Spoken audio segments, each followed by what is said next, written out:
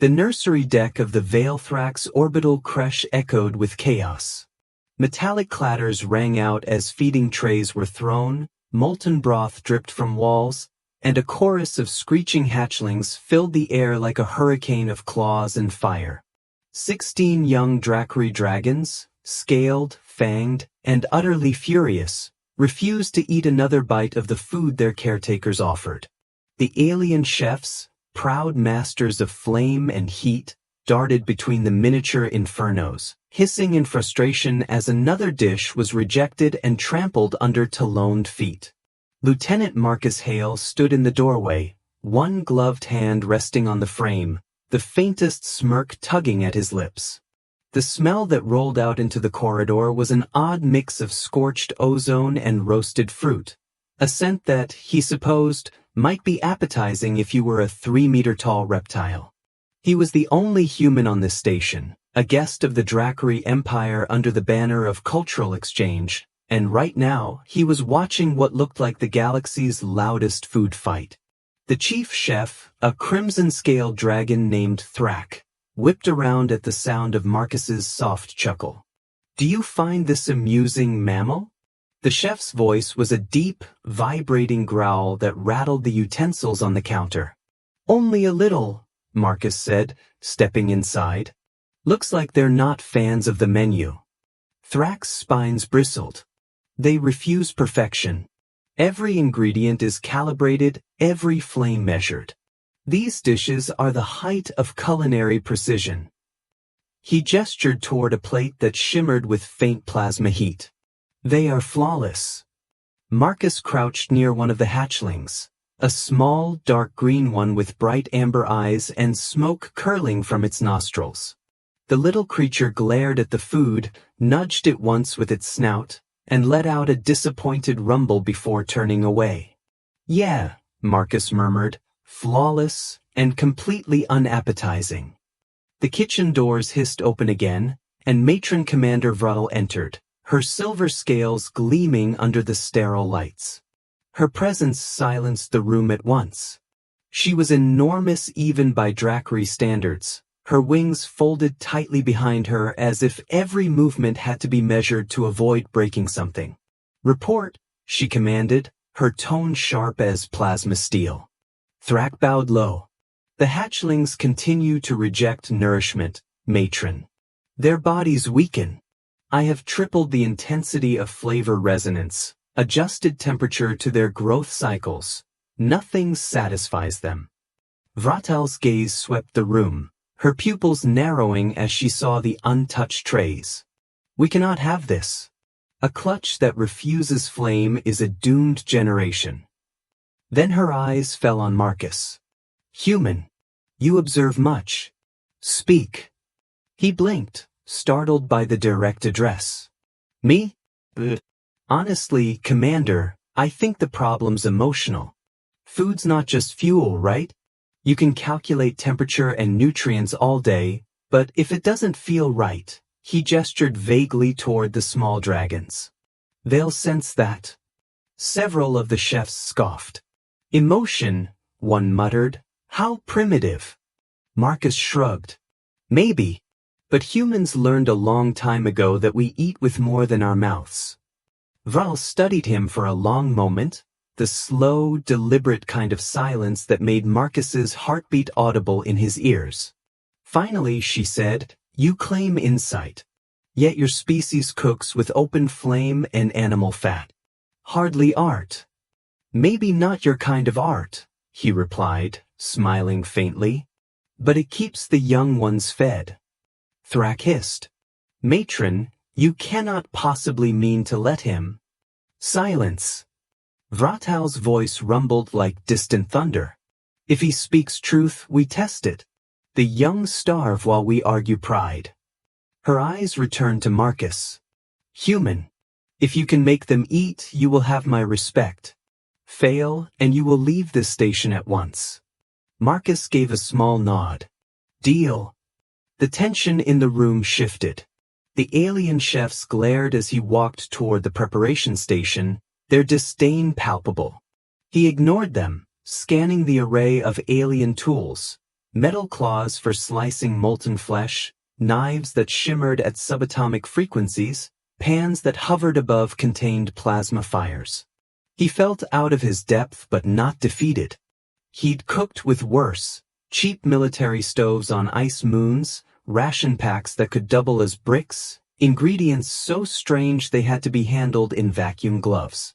This was just another challenge. He picked up a cube of glowing purple fruit, sniffed it, then winced. The scent was sharp, metallic, like ozone and copper. No wonder the hatchlings turned away.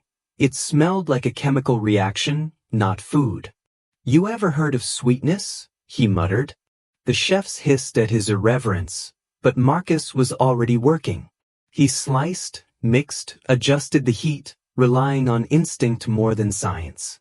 The flames responded differently here, too clean, too clinical. He wanted smoke, sizzle, unpredictability. So he reached for a simple steel pan from his own kit, battered from years of travel, and set it over the alien burner. The metal popped and warped slightly, but it held. The first attempt went badly. The mixture caramelized too fast, burning into black crust. The smell made the chefs cough. Marcus waved away the smoke, laughing quietly. "Guess that's too hot." "All right, round 2. This time he lowered the heat, added more moisture, listened to the rhythm of the bubbling mixture. It began to smell different, richer, deeper, with a note that reminded him faintly of roasted apples. The hatchlings, who had been sulking in the corner, lifted their heads. One of them sniffed the air and chirped softly. Marcus noticed. "You smell that, kid?" He smiled. "That's what lunch is supposed to smell like." He tasted a drop, spicy, warm, imperfect, but alive.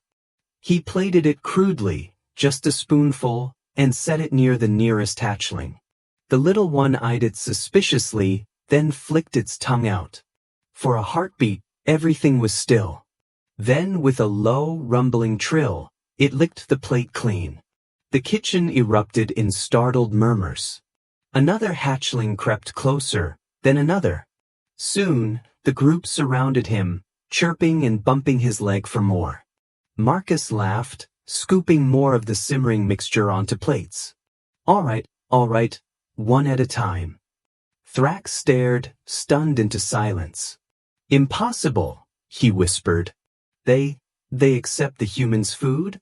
Vral stepped forward, her massive shadow stretching across the room. The hatchlings scattered around her feet, but their eyes stayed fixed on Marcus and the pan in his hands. She inhaled, deeply, and then exhaled a slow plume of heat. "The taste of warmth," she murmured. "Not precision. Not perfection.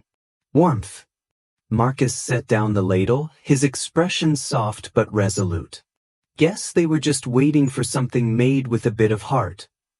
For the first time since he'd arrived on Veilthrax, the dragon matron's lips curled upward in what might have been the faintest smile. "Then, human," she said, voice low and thoughtful, "it seems our fire has much to learn from yours." And as the hatchlings crowded around, chirping for seconds, Marcus realized this was only the beginning. The next morning, the kitchen no longer echoed with frustration but with an uneasy silence. The alien chefs stood motionless, their gleaming scales reflecting the soft glow of the plasma burners. Every eye, slitted, amber, or crimson, was fixed on Marcus Hale as he stepped through the doorway again, carrying a small crate of supplies from the human embassy ship. It wasn't much, a few sealed packs of earth grains, some dried herbs, and a canister of synthetic butter substitute. Primitive, by Drakhari standards, but Marcus didn't seem to care. He set them down with the confidence of a man who knew that cooking was more than chemistry. Matron Vratal loomed near the entrance, her massive wings folded tight. "The hatchlings have been restless since last cycle," she said, her voice like grinding stone. "They wake hungry. They call for you." Marcus gave a small grin. "That's a good sign. Means they trust me." He turned to the watching chefs, their pride as palpable as the heat in the air. Now, are you here to help or to judge? Thrak's tail lashed against the floor. We observe. Your success yesterday was luck, nothing more. A child's whim cannot dictate the art of flamecraft. Marcus met his gaze evenly. Then let's turn luck into skill. He began unpacking his supplies. The alien chefs exchanged wary glances but said nothing. He laid out the ingredients in deliberate order: grain, syrup, spice, salt. The dragons watched as though he were performing a ritual from another universe, which, in a way, he was.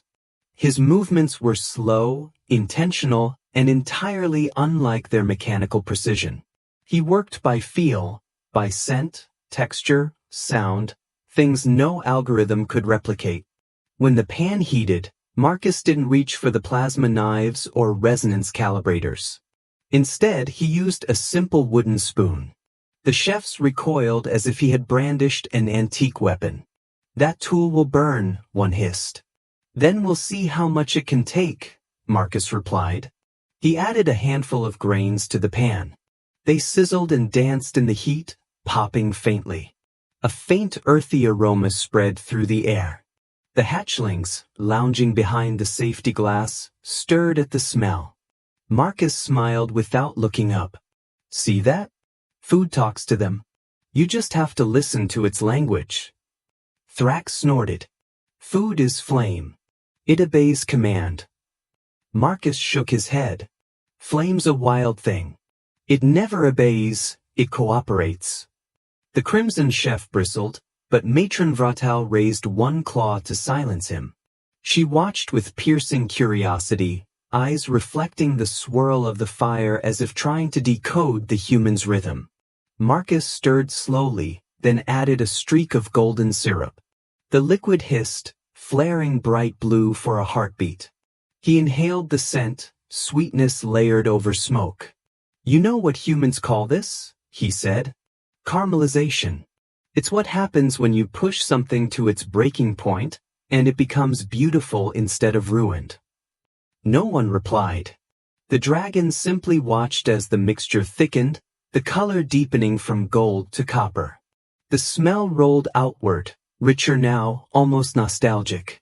Then came the first spark of disaster. The flame beneath the pan flared unpredictably, reacting to some unseen current in the alien atmosphere. Marcus jerked his hand back just in time as the mixture surged upward. The dragons hissed, expecting him to retreat, but he didn't. He steadied the pan, adjusted the heat, and coaxed the liquid back down. A bead of sweat rolled down his temple, sizzling when it hit the metal counter. Controlled chaos, he muttered under his breath. That's all cooking ever is. Vratal tilted her head. You embrace disorder. He gave a short laugh. On Earth, we didn't have the luxury of perfect control. Every fire was a risk. But if you don't risk the burn, you never get the flavor. The matron studied him with the intensity of a scholar confronted by a paradox. Strange. You speak of fire as both weapon and friend. Exactly.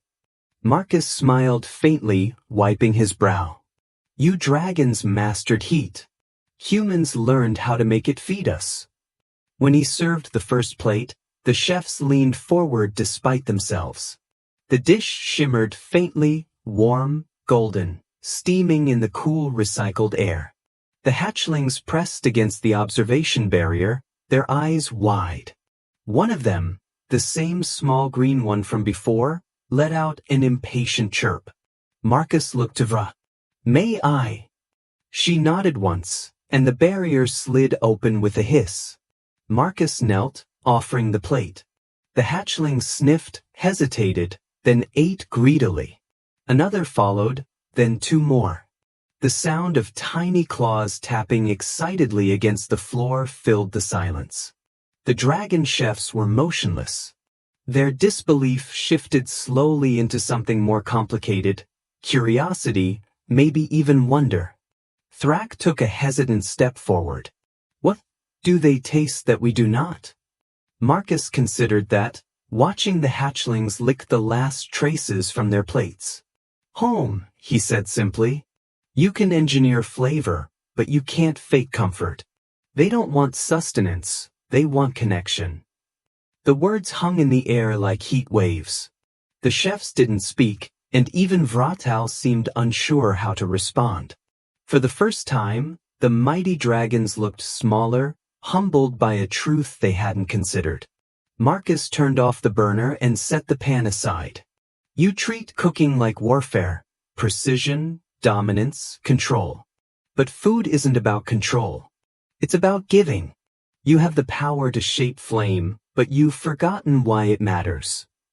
Thrak's expression twisted, part shame, part indignation. You think to teach us? Marcus met his gaze calmly. No. But I can show you what I know. Silence lingered. The air shimmered with unspoken challenge and something close to respect. The hatchlings, now drowsy and full, curled together in a warm pile of scales and contented sighs. Their soft chirps filled the stillness like a lullaby. Finally, Matron Vral broke the silence. Perhaps, she said, there is more to your fire than heat.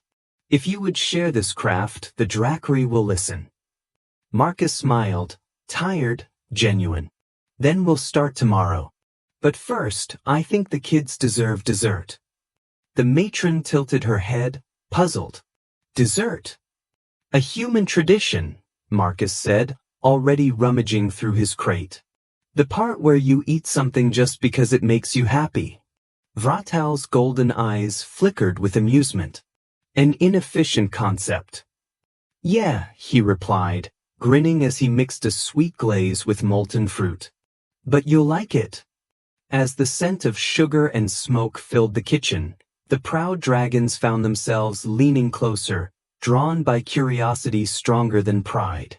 The hatchlings stirred again, chirping softly. For the first time, there was no scorn in the air, only warmth. By the time the lights dimmed for rest cycle, the alien kitchen smelled faintly of earth. And as Marcus cleaned the last pan, he noticed something that made him smile. The dragons weren't watching him with suspicion anymore. They were watching with hunger, the good kind. The kind that meant they were ready to learn. The training began under the red glow of the station's artificial dawn. The kitchen, once a place of tension and disdain, now thrummed with anticipation. Every counter gleamed, every tool was in place, and yet the dragons, beings who could melt metal with a breath, stood uncertain before the human who wielded nothing more than a wooden spoon and a stubborn grin. Marcus Hale surveyed them like a teacher facing an unruly class. Thrak loomed closest, arms crossed, eyes narrowed in skepticism. Behind him, two younger chefs fidgeted nervously, while Matron Vral observed from the periphery, silent but attentive, her great wings folded in regal stillness. All right, Marcus began, rolling up his sleeves. Lesson 1. Food isn't chemistry, it's communication. Every ingredient says something. Your job is to listen and respond. Thrak snorted. We are not philosophers, human. We are artisans of flame. Marcus smiled faintly. Then it's time your art started talking. He reached for a slab of iridescent meat, drak flesh, the staple protein of their kind. It shimmered with heat, even raw, its surface pulsing faintly with internal energy. What do you taste when you eat this? Strength, one of the younger chefs replied immediately. Power, the vigor. The essence of our fire. Right? Marcus said, nodding. Now what do the hatchlings taste? Silence followed. The younger chef hesitated. Thrak's nostrils flared. Weakness. They are too young to appreciate. No, Marcus interrupted gently. They taste fear. This stuff's alive, violent. You're feeding them war. Thrak bristled. It is our nature. Maybe, Marcus said, his tone calm but firm. But you asked why they reject it. It's not the flavor, it's what it means. Food tells a story, and right now, you're serving them anger.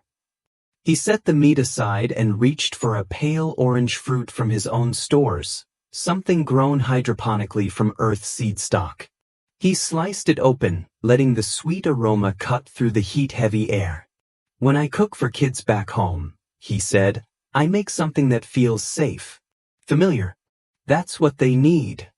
The chefs watched as he began his demonstration. His movements were unhurried, graceful in their simplicity.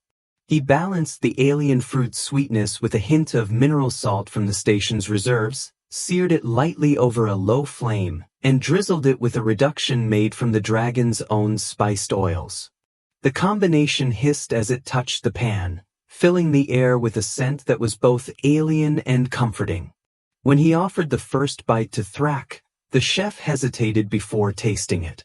His eyes widened slightly. It changes, he murmured. Sweetness, then smoke, then warmth. Marcus nodded. It tells a story. Conflict, resolution, peace. You taste an ending. Vratal's gaze sharpened. You make art with emotion. I make food with feeling, Marcus corrected. Art's for galleries. This is for hearts. The lesson continued. Marcus moved through techniques, explaining not by formula but by rhythm. The dragons learned to stir slower, to breathe as they cooked, to feel when heat became too harsh. For beings who had always seen fire as domination, it was a strange reversal, to guide rather than command.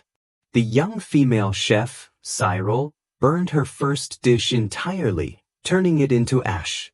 Her shoulders slumped, her scaled hands trembling. I am not suited for softness, she muttered. Marcus shook his head. It's not softness. It's patience. He scraped what little remained from her pan and tasted it. See? You went too hot too fast. Happens to everyone. The trick isn't to avoid burning. It's to learn what it tastes like when you do. Her eyes lifted slightly. You taste your failures? Every time, he said. Otherwise, you never improve. There was a moment of quiet understanding between them before she returned to her station. Her next attempt was slower, steadier, and when the aroma turned rich and golden instead of bitter and black, her tail flicked in pride. Marcus caught Vratal watching the exchange with quiet interest. Later, as the training stretched into the cycle's end, Marcus called for a pause. The hatchlings, confined behind the observation wall, pressed their snouts to the glass, watching eagerly. Their small bodies had filled out. Their scales gleamed brighter now. The food was working. The matron approached Marcus, her eyes reflecting the faint blue firelight. You have done more in 3 cycles than our chefs in 3 months, she said. Marcus gave a modest shrug. I just reminded them what they already knew. Fire isn't supposed to be perfect, it's supposed to be alive. She regarded him for a long time, then lowered her voice. There are whispers among the crew. They say you use emotional manipulation, that your ways may dishonor our traditions. He met her gaze steadily. You asked me to feed your young, not your pride. If that's manipulation, maybe you needed it. Her jaw flexed, but instead of anger, she gave a low, rumbling laugh. You are either very brave or very foolish. Usually both, Marcus said. Vral turned away, hiding the curve of a smile behind her wing. Continue your work, human of fire. But understand, if you change too much too fast, there will be resistance. He nodded. Change always burns a little. As the next lesson began, Marcus gathered the chefs around the central flame pit. All right, last exercise for today. We're going to cook without seeing. He dimmed the lights until the kitchen glowed only from the flicker of the fire. No calculations. No scanners. Just smell, sound, and instinct. The dragons hesitated, uneasy in the dark, but they obeyed. One by one, they began to cook. The room filled with a symphony of sizzling and breathing, punctuated by the occasional hiss of steam. The scent was chaotic but alive. Marcus moved among them, whispering encouragement, adjusting a flame here, a stir there. When the lights returned, the counters were cluttered with imperfect but vibrant dishes, no two the same. The chefs stared, astonished, at what they had created. "See," Marcus said softly. "You just cooked like humans, for yourselves, not the recipe." Vratal stepped forward, selecting one of the dishes at random. She took a careful bite, then exhaled a low, melodic growl of approval. "There is warmth in this," she said. "Not precision, but comfort." Thrax stared at his own creation, unsure whether to be proud or ashamed. This was not in the manual. Marcus grinned. "But manuals don't raise kids." The matron inclined her head slightly. "Perhaps your fire has earned a place among ours." As the hatchlings were fed their evening meal, each plate glowing faintly with new, layered flavors, the kitchen filled with soft, contented chirps. Marcus leaned back against the counter, exhausted but satisfied. The dragons were no longer just following orders. They were feeling their craft. Outside the viewport, the stars burned cold and distant, their light swallowed by the vastness of space. Yet in this small corner of the galaxy, warmth spread like dawn. Marcus knew it couldn't last without challenge. Change never went unopposed, but for now, he let the moment linger. The young chefs cleaned their stations in silence, but there was reverence in their movements. Even Thrak bowed his head slightly as Marcus passed. For the first time, pride and humility shared the same breath in a Drakhari kitchen. And somewhere deep within the nursery, one of the hatchlings let out a bright, crackling trill that sounded suspiciously like laughter. Word of the human's success traveled faster than the station's comm relays could process. By the end of the fourth cycle, the nursery deck had become a point of fascination and irritation throughout the Drakhari fleet. Whispers spread of a soft-skinned outsider teaching their proud kind to cook with feeling, of hatchlings that refused pure flame meals but thrived on dishes touched by a human's imperfect hands. For some, it was a curiosity, for others, a humiliation. The first message from the Galactic Culinary Council arrived not as a request, but a warning. Matron Vratal summoned Marcus to her chambers, a vast room carved from obsidian-like metal, its walls veined with molten light. She stood before the central fire basin, the blue flames reflecting in her golden eyes. "They are sending auditors," she said without preamble. "The council considers your influence problematic." Marcus folded his arms. "Problematic how?" "The hatchlings are eating again. They're growing stronger." Vratal's voice deepened, resonant and weary. "Strength is not their concern. They fear dilution. That your methods may contaminate the purity of Drakhari tradition." Marcus gave a humorless laugh. "So, the council would rather starve the next generation than admit they could learn something from a human?" Her wings shifted, a ripple of tension passing through the air. "You do not understand their pride. The council sees our kind as eternal flame, unchanging, unyielding. To accept instruction from you would mean accepting that the flame can evolve." "Maybe that's exactly what it needs," Marcus said quietly. The matron's gaze held his for a long moment, then softened. "I agree. But my agreement may not be enough." The arrival of the council envoy cut through the station like a cold front. 3 figures, 2 Drakhari auditors and a pale, glass-skinned alien from the Zyra Collective, stepped onto the nursery deck accompanied by security drones. Their presence made the air feel thinner. The lead auditor, Lord Seraph, towered over Marcus, his scales obsidian dark and eyes glowing faintly with internal fire. "Human," he said, each syllable edged with contempt, "you are hereby ordered to cease all culinary instruction pending review." Unauthorized cultural transference violates Article 7 of the Intergalactic Ethics Charter. Marcus resisted the urge to roll his eyes. You make it sound like I'm spreading a virus. I'm just teaching them how to feed their kids. Precisely the virus we speak of, Sareth replied. Empathy masquerading as art. You've convinced hatchlings to reject their own heritage. Before Marcus could respond, a sound interrupted them, a chorus of small, distressed chirps. The hatchlings had gathered near the barrier, their scales flickering duller shades. They sensed the tension. When the guards moved to block their view, one let out a sharp cry, a burst of heat escaping its nostrils. Val stepped forward, her tone deceptively calm. The hatchlings will not understand your bureaucracy, Sareth. They only understand hunger and comfort. Hunger is discipline, Sareth said. Comfort breeds weakness. Marcus couldn't stay silent. Tell that to the dying clutch from 3 weeks ago. Sareth's head snapped toward him, teeth glinting. You forget your place, mammal. I remember it just fine, Marcus said, stepping closer. The only reason I'm here is because your chefs failed to feed your young. You brought me in to fix that problem, and I did. Vratal's tail lashed once, a silent warning.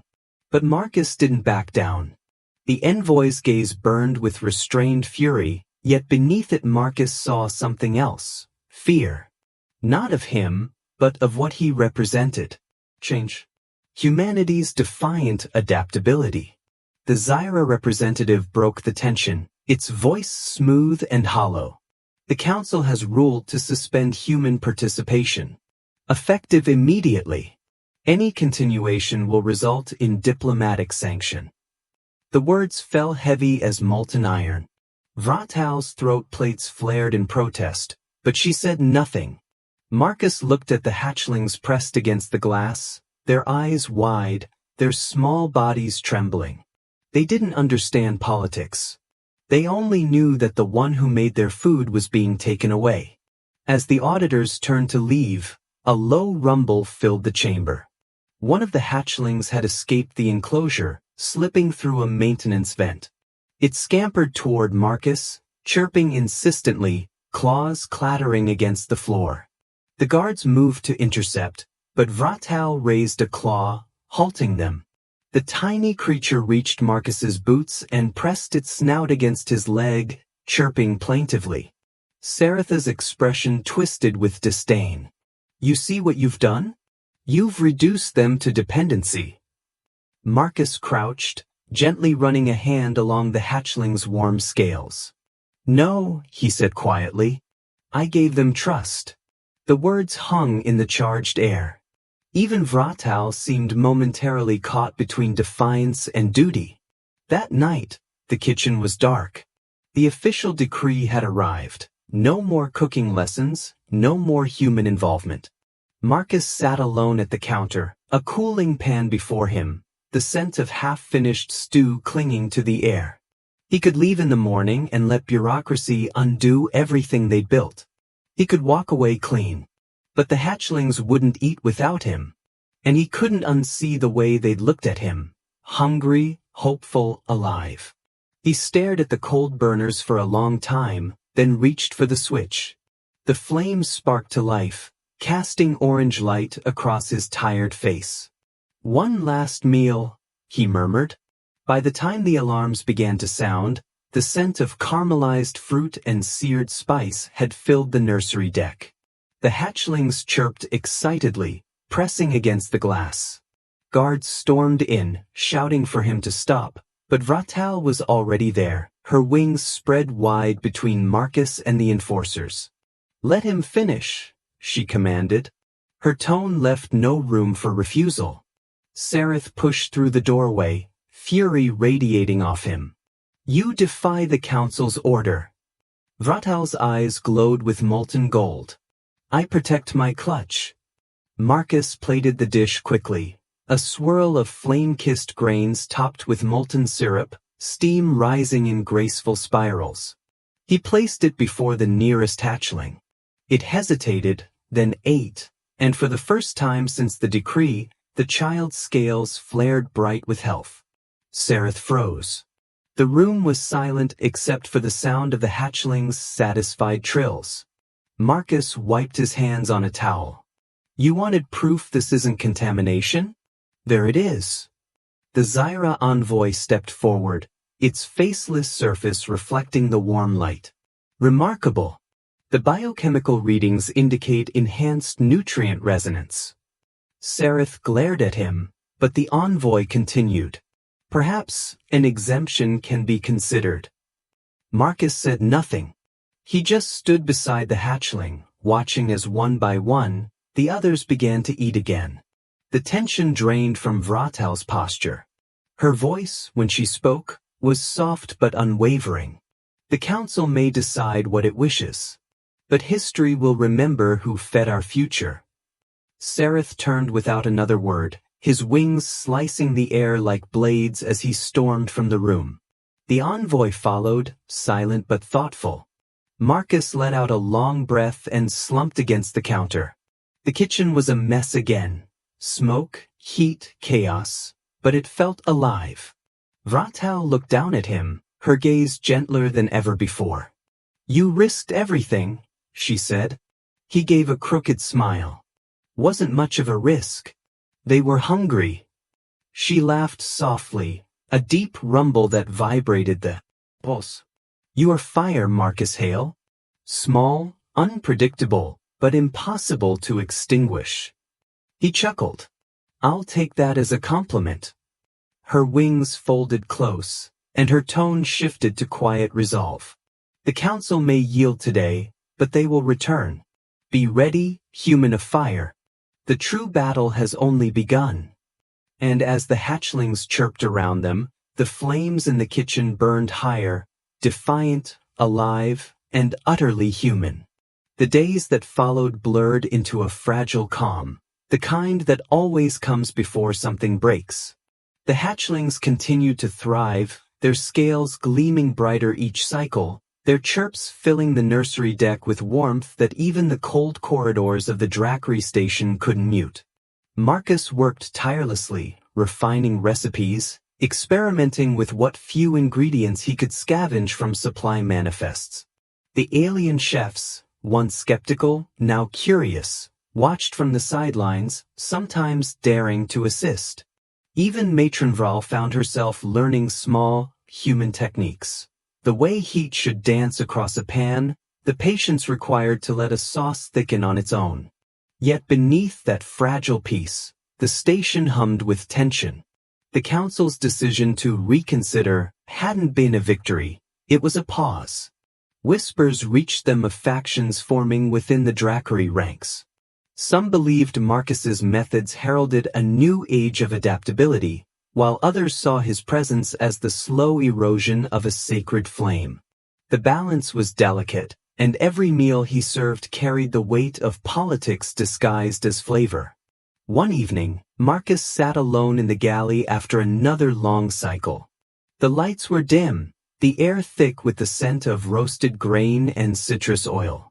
His reflection stared back at him from a pot's polished surface, eyes sunken, skin pale from weeks under alien luminescence. For all his defiance, he could feel the toll. You wanted to make a difference, he muttered to himself. Guess you did. The soft scrape of talons interrupted his thoughts. Vratel entered quietly, her wings folded close, her expression unreadable. She carried a datapad in one claw.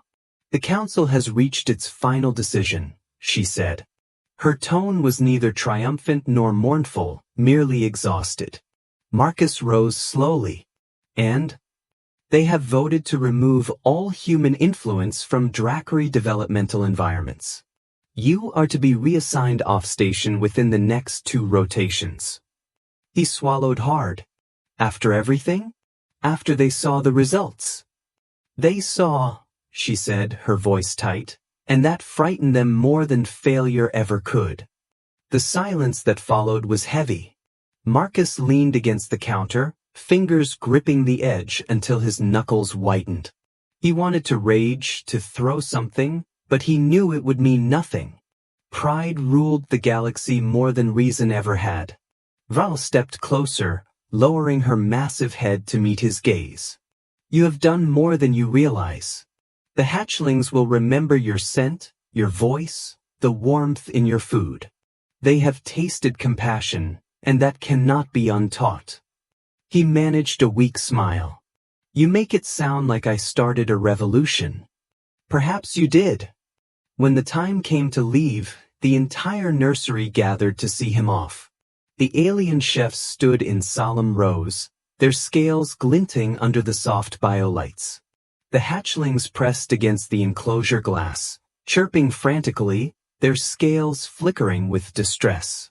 Marcus knelt by the barrier, pressing a hand against the transparent wall. One of the younglings, a curious little bronze-scaled one who'd been the first to taste his stew, pressed its snout to the same spot. Keep eating, little guy, Marcus whispered. Doesn't matter who makes the food, just don't stop. Vrel approached as he straightened, holding something wrapped in heat cloth. A token, she said simply. He unwrapped it and found a small, curved scale, golden and warm to the touch, faintly pulsing with inner fire. From my clutch, she added. A reminder that even flame can be shared without losing its strength. He tucked it into his jacket. Thank you. The shuttle bay was cold, the engines humming in quiet readiness. A pair of guards escorted him, though not unkindly. Vratel walked beside him until the last possible moment. The council believes it has silenced you, she said softly. But the universe is vast, and word travels far. Others will hear what happened here. They will question. Marcus nodded. And maybe someday, they'll start cooking for their kids instead of feeding them doctrine. Her lips curved, a rare Drakhari smile, a flicker of heat behind her eyes. Fire spreads fastest when it's forbidden. He paused at the ramp, looking back one final time. The hatchlings still chirped faintly in the distance, their voices carrying through the metal corridors. He could almost taste the scent of his last dish lingering in the air. Then he turned and boarded the shuttle. The engines roared, and the blackness of space swallowed the station whole. For a long while, he just stared out the viewport, watching the pinpricks of starlight drift past. He felt hollow, yet oddly alive. He'd lost the battle but started something bigger than himself, a ripple that might one day ignite into a storm. Hours later, as the shuttle moved beyond the Drakhari communication range, his data pad pinged softly. An encrypted transmission blinked to life. No sender ID, just a familiar pattern of symbols. He opened it, and the image of Vrel appeared, her face illuminated by the glow of the nursery fires. The council believes you gone, she said, her tone low but steady. But the hatchlings have begun refusing the old meals again. They wait for something new, something human. I have kept your recipes. I will teach them myself. She paused, her golden eyes fierce. Do not let your flame fade, Marcus Hale. The galaxy is full of hungry children. The message ended. Marcus leaned back in his seat, exhaling a long, weary breath that turned into a laugh. He pulled the golden scale from his pocket and held it up to the starlight. It gleamed softly, pulsing like a heartbeat. Guess it's not over yet, he whispered.